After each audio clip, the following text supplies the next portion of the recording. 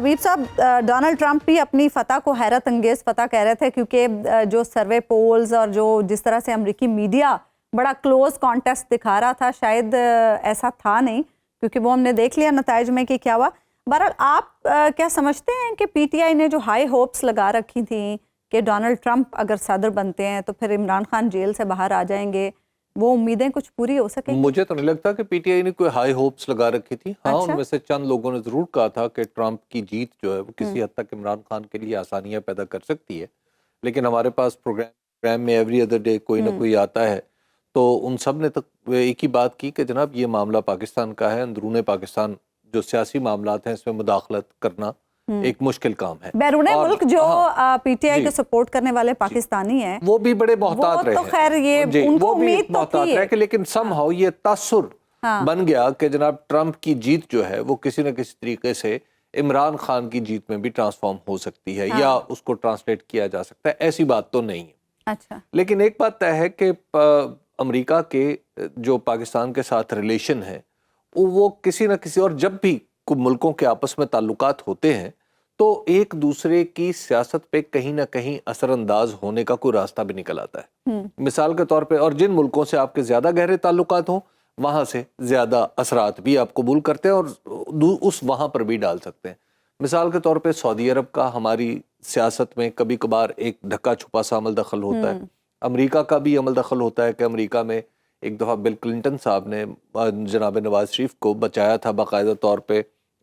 Martial law کے پنجوں سے نکال کے انہیں لے گئے تھے. تو یہ معاملات تو چلتے رہتے ہیں. تو اس طرح کی ایک سپورٹ اگر کوئی سیاسی, ایسی نہیں کہ جناب فون کر کے کہا جا رہا ہے کہ جیل کے دروازے کھول دو, یہ کر دو یا وہ کر دو, ایسی بات تو نہیں ہوگی, ڈیفینیٹلی کوئی بھی نہیں کرے گا.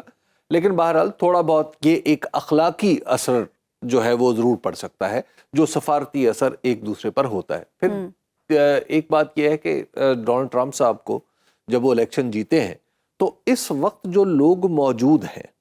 آپ ان کے ماضی کے بیانات اٹھا کے دیکھ لیجئے. یعنی اس وقت جو پی ڈی ایم 2 کی جو حکومت ہے اس میں آپ دیکھ لیجئے کہ ٹرمپ کو ایک ایسا شخص بنا کر پینٹ کیا گیا تھا جو دنیا کی سیاست کو تباہ کر کے اور امریکہ کی سیاست کو تباہ کرنے کے بعد ہمیشہ ہمیشہ کے لیے تاریخ کے صفوں میں نابود ہو کے رہ گیا. اس کی ایک اور وجہ بھی ابھی اگر آپ کو یاد ہو کہ جنوری 2018 میں ٹرمپ نے ایک بڑی سخت ٹویٹ کی تھی اس وقت کی حکومت کے حوالے سے, جس کے بعد پاکستان کی طرف سے کچھ صفائیاں اور وضاحتیں بھی پیش کی گئی تھیں. لیکن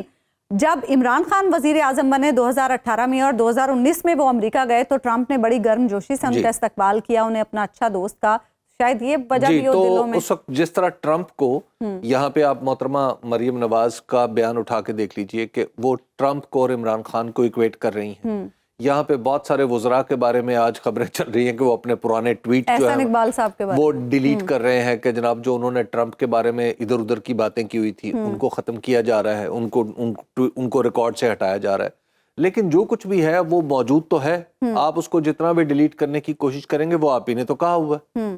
تو لہٰذا جو بائیڈن کے ساتھ اس حکومت نے اور کملا ہیرس کے ساتھ اس حکومت نے خود کو الائن کیا, ٹرمپ کو ایک بری مثال کے طور پر استعمال کیا پاکستان کے سیاسی نیریٹو میں, اور اس کو وہ سیاسی نیریٹو یعنی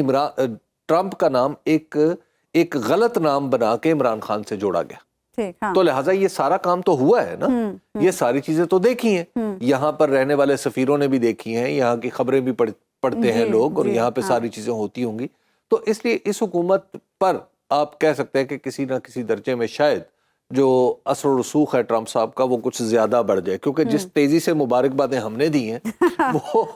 وہ بھی ثابت کرنے کے لیے کافی ہیں کہ ہم بھی چاہتے ہیں کہ کوئی معاملات نہ بگڑے, اور یہ اچھی بات ہے. ہمیں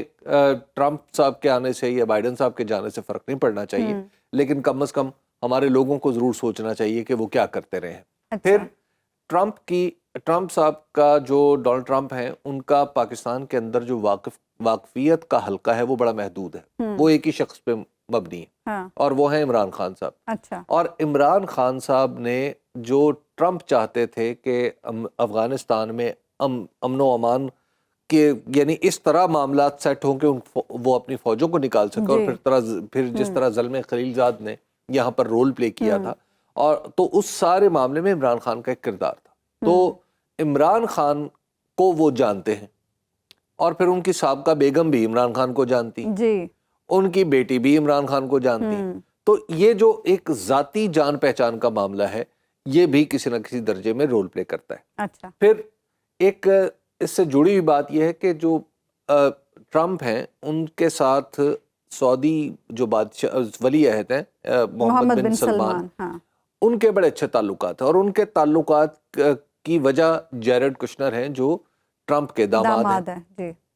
اب جو جیرڈ کشنر اور ایم بی ایس کی جو ایکویشن بنتی ہے اس وجہ سے 2016 میں ٹرمپ جو تھے وہ سعودی عرب بھی آئے تھے، اور یہاں پر انہوں نے مطلب سعودی عرب میں آ کر انہوں نے ایران کے خلاف ایک پوزیشن بھی لی تھی۔ تو سعودی عرب کے جو اثر و رسوخ ہم پر ہے پاکستان کے اوپر، تو اگر وہ نیگیٹو تھا تو اس کے پازیٹیو ہونے کے بھی امکانات کافی بڑھ جائیں گے۔ اچھا جی، تو لہٰذا اب یہ کہنا کہ کوئی یہ فون اٹھا کے کہے یہ تو شاید ذرا مناسب بات نہیں ہے، لیکن جو حالات بن گئے ہیں، امکانات پیدا جو ہو گئے ہیں، امکانات پیدا ہو گئے ہیں، ٹھیک، تو وہ آپ کو نظر آ رہا ہے کہ کسی نہ کسی درجے میں پی ٹی آئی کے حوالے سے کچھ بہتری پیدا کریں گے، پیدا ہو سکتی ہے۔ اچھا ٹھیک ہے۔